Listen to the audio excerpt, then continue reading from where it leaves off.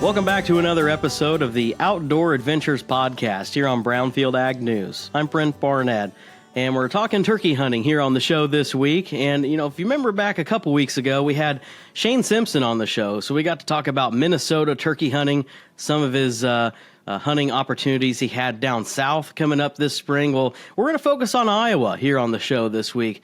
Joy Van Wyngarden is joining us now on the program, and she's pretty local to me here in Iowa. Joy, how are you doing today? We're doing good, Brent. How are you? Doing good. Thanks for being here. Would love to have you kind of tell the listeners a little bit about yourself, your background in the outdoors, and where your passion for wildlife comes from. Yeah, I would say I just grew up in the country, so the country life is kind of just my bread and butter of how I grew up and how I was raised. I was always outside playing in the dirt. I preferred that over Barbie dolls, so I think probably back to my childhood is where it really came from, and I just grew up to have more of an appreciation for the outdoors. I started pheasant hunting first when I was probably middle school, high school age, and then I went to deer hunting, and just turkey hunting here within the last few years I've taken up, and I really enjoyed turkey hunting. I love Iowa in the spring when everything starts coming to life, everything starts greening up again, all the animals come back, and it's just been a lot of fun. I've been enjoying early mornings in the turkey woods here in Iowa. Man, there's nothing like it, and I can't wait to talk more about turkey season, but I have to ask, you have like this giant social media following. Like, I'm pretty sure you have like over 100,000 followers on Instagram. What do you post? What's kind of your outdoor go-to and the things you post online? So my handle on social media is Joy of All Trades. And that kind of came about because I was posting so much about everything that I do. I don't really have just a set topic or niche that I like to post about online. I'm posting everything from my fitness regimen to my faith and ideology to my love of the outdoors to agriculture to fermenting things on my counter. So I'm kind of all over the place on my social media. So I just decided to kind of stick with that and just post things that I love and I'm passionate about. And Joy of All Trades is kind of born from there. I do post a lot about the outdoors and conservation specifically because that is just one of my passions. I love advocating for the outdoors, and I think it's really important that if you enjoy the outdoors, you yourself should advocate for it. So I'm pretty active in that side of my social media.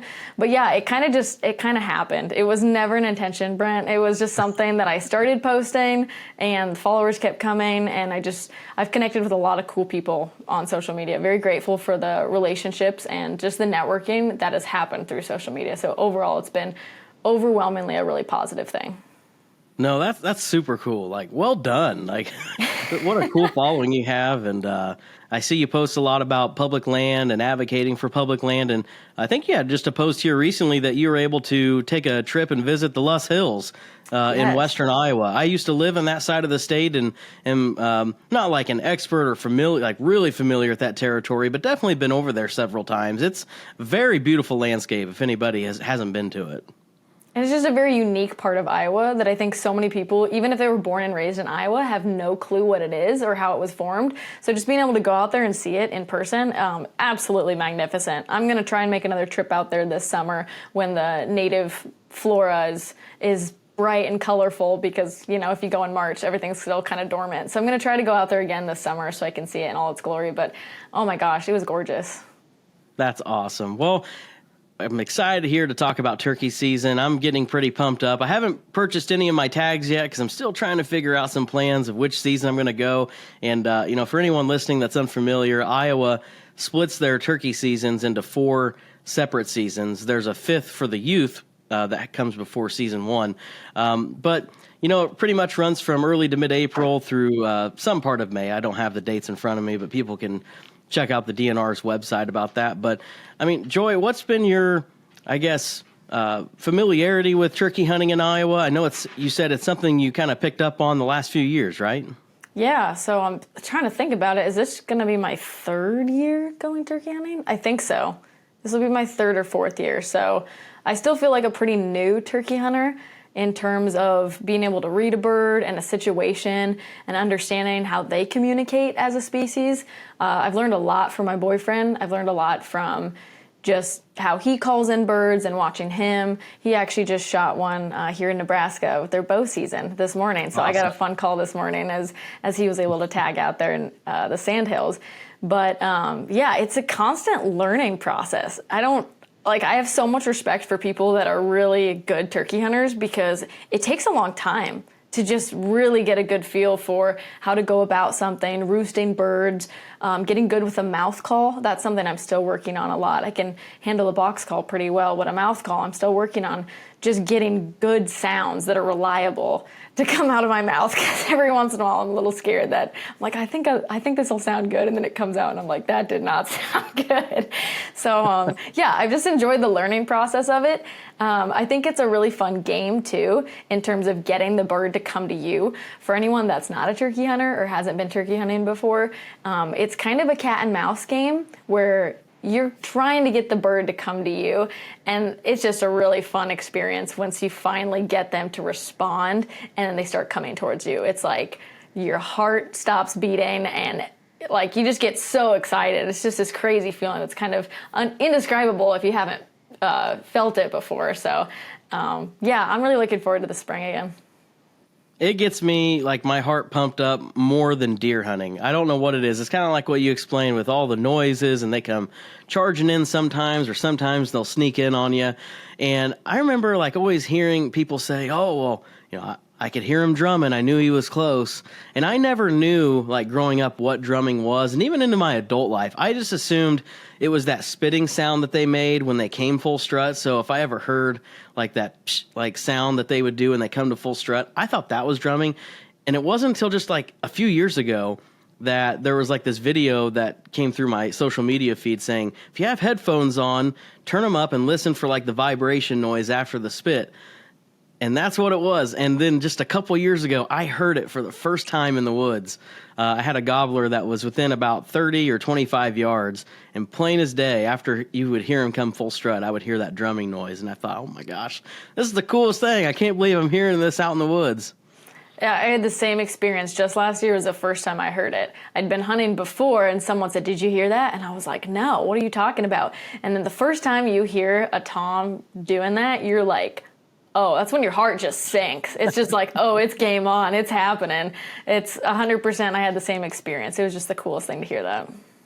Yeah, I'm in a little bit of a drought here. I think the last turkey I shot was 2022, and we have a mutual friend. I was telling him about this story, and it was my first bird on public land that year that I'd ever taken on public. It was also my biggest bird. He weighed 26 pounds. And had a 9.5-inch beard, 1.75-inch spurs. So the beard was pretty, normal for a big old gobbler, but he was a heavy one, and he was a haul getting out of there. And that was here pretty close by on some public land. And I'm hoping to break that little kind of couple-year drought I'm on right now and get back to it and get another tag filled. Best of luck to you. Yeah, I appreciate that. What are some of your plans here this year? Are you going to be obviously hunting here in the state? Are you going to be traveling anywhere else? Yeah, so the plan is to get at least one tag here for Iowa, and then I've gotten a tag for Nebraska and Wisconsin. Those are the only two that I have planned so far this year. But I love going out to the sandhills. I was able to get my first Merriam's turkey last year in Nebraska, and that was just a super fun experience. Absolute beautiful topography, beautiful country out there. That was a lot of fun. And this year I will be going to Wisconsin for the first time. So really looking forward to that. Well, I know you have a really cool story, Joy. You were able to double up on a big old tom with Josh last year, I believe it was, and you guys got it on film on the Midwest Whitetail channel. Could you talk through that story and kind of share it with the listeners, how that all came about in that whole day? Yeah, I mean, I owe a lot of the credit to Josh for that. He can read a bird so much better than I can, and he's really good at calling. I need to give him a lot of credit there.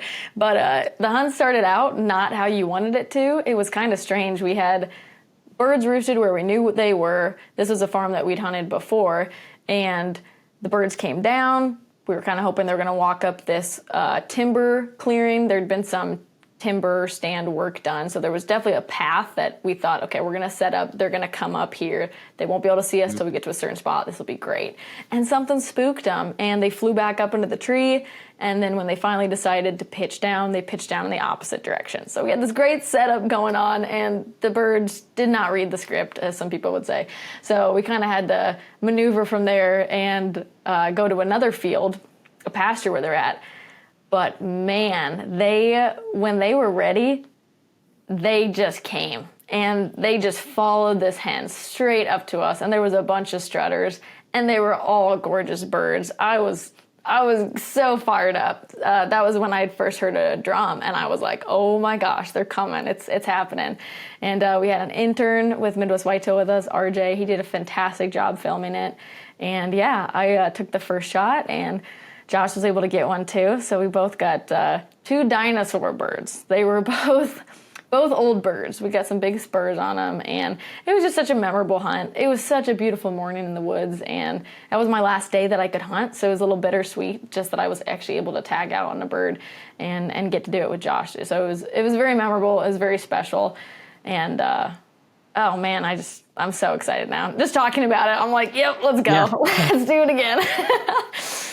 Man, well, if I remember right, earlier in that video, you had like another amazing encounter with 2 big toms. One that was coming down like a path right to you guys, and then I remember, well, that's true, but it was like such an amazing setup. Here comes this big tom right down the middle of this path, and then I just remember being shocked watching the video because out of the corner of the frame, this second huge gobbler comes out of the woods that wasn't even in like the camera focus at the time. And I'm like, where did this guy come from? Yeah, they both awesome. Kind of took us by surprise. And the crazy thing about that hunt, which was a few days before Josh and I were able to get a double together, is I wasn't able to see them until kind of the last second there, where I was sitting against a tree versus where Josh, my boyfriend, was just enough of an angle difference that he could see him coming for a little ways, and I just couldn't. He was like, do you see him? Do you see him? And I kept being like, no, I can't see him yet. And finally they showed up, and I missed. that was a fun and humbling experience. I'd never had that before. But it definitely makes you realize how easy it is to pick up your gun and look over your gun when you're shooting, because you're kind of anticipating the shot and you're wanting to see if you hit your target, and that's not what you're supposed to do. So that was just a fun experience. I learned from it, and then 2 days later we were able to tag out, so it all worked out. Yeah, they're really fun to hunt, but they are really hard to hunt too. And I've missed more birds than I've taken in my life, hands down. And that segment here a couple weeks back when we had Shane Simpson on the show, I was asking him, what advice do you give people, for bow hunting turkeys, like whether it be a compound or a recurve? Because I know a lot of people are interested in that. And he goes, my advice, don't do it. It's a shotgun. Yeah, use a gun. That's my advice. Yeah. That's funny. Oh, I got a kick out of that. But Joy, it's been great having you here on the show this week. Anything else you have on your radar that you're doing on the outdoors? Any photography or anything else you have coming up? I'll definitely be outside more once it starts greening up and there's just a lot more going on outside. I'll be outside with my drone. I'll be outside with my camera just trying to capture more stuff, and planting season's almost here too. So that's always kind of fun to get outside for that and get some aerial views with the drone. But there'll be some stuff on the docket. Yeah, for me, a lot of the time, especially when we get a little warmer here and into April, I'm going to be doing a lot of fishing. Taking the kids out, where you and I are located, there are so many public fishing opportunities in this part of the state. And so, our little ones, 6, 4, and we have a 1-year-old as well. But the 6 and the 4-year-old, they've really taken up fishing here. And we have some nice spots we can get to the lake where you can walk right up to the water side. And last year, I think they beat me on total fish caught. They were really racking them up on the bluegill and kind of the green sunfish. So do you do any fishing yourself? Yeah, no, I love just the basic crappie, bluegill, bass fishing. But yeah, when spawning season's here, oh my gosh, that is a fun time to find a good fishing hole and catch some fish. Yeah, there's nothing better. No doubt about that. Joy, again, how can people follow you online and if they want to stay connected with some of the work that you do? Yeah, I'm on most all social channels, YouTube, Instagram, TikTok, Joy of All Trades. Perfect. Well, hey, thanks for being here on Outdoor Adventures with us, and good luck to you this spring. Hope you guys double up again, get 2 more big toms this year. Yeah, and best of luck to you too. Yep, thank you. That's Joy Van Wyngarden joining us here on Outdoor Adventures. Be sure to check out all of our content on our Brownfield Ag News YouTube channel, and you can check out our website as well, brownfieldagnews.com. That'll do it for the program this week. I'm Brent Barnett with Brownfield. Have a great weekend.